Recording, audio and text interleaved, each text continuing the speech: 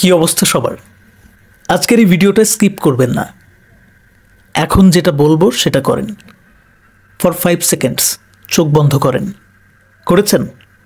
এবার শোনেন।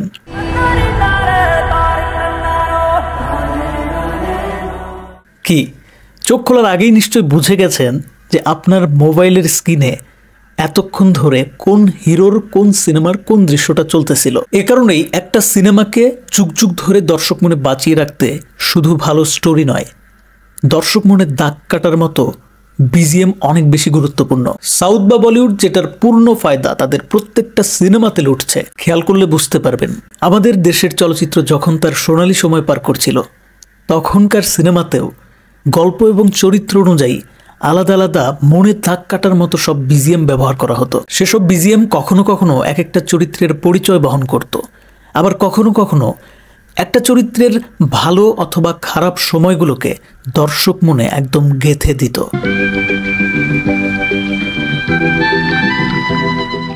অথচ এখন যদি আপনাকে বর্তমান সময়ের বাংলা সিনেমার কোনো এমন বিজিএম এর কথা মনে করতে বলি যেটা আসলেই মনে গেঁথে যাওয়ার মতো, মনে পড়বে? আমি শিওর আপনি মনে করতে পারবেন না, কারণ এখনকার বাংলা সিনেমার মিউজিক ডিপার্টমেন্টটা কেমন যেন তাল গোল পাকানো। একটা সিনেমায় বিজিএম যে কতটা গুরুত্বপূর্ণ ভূমিকা পালন করে বর্তমান সময়ের পরিচালক প্রযোজকরা কেমন যেন বুঝেও বুঝতে চান না। তারা এই ব্যাপারটাকে আহামরি গুরুত্ব দেয় বলে আমার কাছে মনে হয় না, বরঞ্চর বিভিন্ন ওয়েবসাইট থেকে টাকা দিয়ে হয়তো বিজিএম টিজিএম কিনে নেয়, আর তা না হলে পরে এমন একটা বিজিএম ইউজ করে যেটা আসলে মনে থাকে না। সিনেমা দেখলাম তারপর ভুলে গেলাম, এরকম একটা অবস্থা। বাংলাদেশি চলচ্চিত্রে ব্যাকগ্রাউন্ড মিউজিক সেক্টরটাতে প্রচুর সমস্যা। তার মধ্যে আমি 3টা প্রধান সমস্যাকে একটু বেশি গুরুত্ব দিব: নিম্নমানের কম্পোজিশন, অনুকরণ ও অভাবনীয়তা এবং টেকনিক্যাল দুর্বলতা। তো বন্ধুরা, এই সমস্যাগুলো থেকে উত্তরণের পথটা আসলে কি? নির্মাতাদের উচিত অভিজ্ঞ এবং দক্ষ মিউজিক কম্পোজারদের সাথে কাজ করা, যারা গল্পের আবেগ এবং মাত্রাকে সঠিকভাবে ফুটিয়ে তুলতে দক্ষ।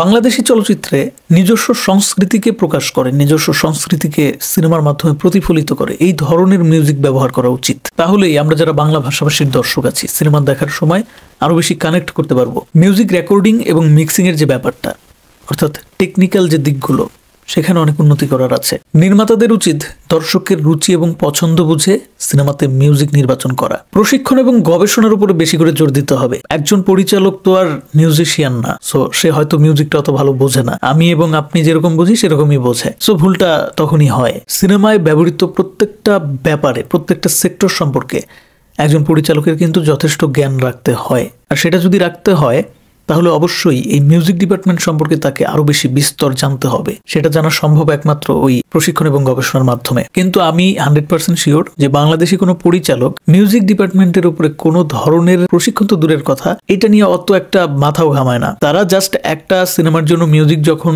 প্রয়োজন পড়ে তখন ওই মিউজিক কম্পোজার একজন যে আছে তার উপরে সম্পূর্ণ ভরসা করে বসে থাকে। সো এক্ষেত্রে দেশীয় চলচ্চিত্রের নির্মাতাদের উচিত মিউজিক সম্পর্কে প্রশিক্ষণ নেওয়া এবং বিভিন্ন দেশ বিদেশের চলচ্চিত্রের মিউজিক নিয়ে গবেষণা করা। তাহলে যেটা হবে, একজন মিউজিক কম্পোজারের সাথে সে যখন এডিটিং টেবিলে বসবে তখন তার ধারণা থেকে, সৃজনশীলতা থেকে সে কিছু না কিছু সেখানে দিতে পারবে। অথচ খোঁজ নিয়ে দেখলে দেখা যাবে আমাদের দেশের মিউজিক কম্পোজাররাও খুব একটা পারদর্শী না, খুব একটা এগুলো নিয়ে গবেষণা করে না, জাস্ট কপি পেস্টের তালে থাকে, আর তা না হইলে পরে যেইটুকু শিখছে ওইটুকুর মধ্যে সীমাবদ্ধ থাকে। আর পরিচালক প্রযোজকদের কথা বাদই দিলাম, তারা কখনো এগুলো মাথায়ও নেয় না। ফলাফল তো আমরা দেখতেই পারি সিনেমাতে। ঘুরে ফিরে আমাদের একটাই অজুহাত, আমাদের বাজেট নাই, আমাদের বাজেট কম। যার ফলে বাংলা সিনেমার কোনো কষ্টের সিন আজকাল আর আমাদের আবেগকে নাড়া দেয় না, স্পর্শ করতে পারে না। আর যেই সিনেমা আবেগকে স্পর্শ করতে পারে না সেই সিনেমা আর যাই হোক কখনো এভারগ্রিন হয় না। এভারগ্রিনের কথা বাদ দেন, ট্রেন্ডিং যে ট্যাগ সেটাও পায় না। বরবাদ সিনেমার বাজেটটা তুলনামূলক ভালো, পরিচালকও তরুণ, চিন্তা ভাবনাও নতুন। কি মনে হয়, ভিডিও জুড়ে এতক্ষণ ধরে বাংলা সিনেমার বিজিএম নিয়ে যে আক্ষেপটা করলাম, বরবাদ কি তা কিছুটা হলেও ঘোচাতে পারবে? পারা উচিত। যদি তা না হয়, এভাবেই যদি চলতে থাকে তাহলে দেখবেন একসময় বাংলা সিনেমাই বরবাদ হয়ে গেছে।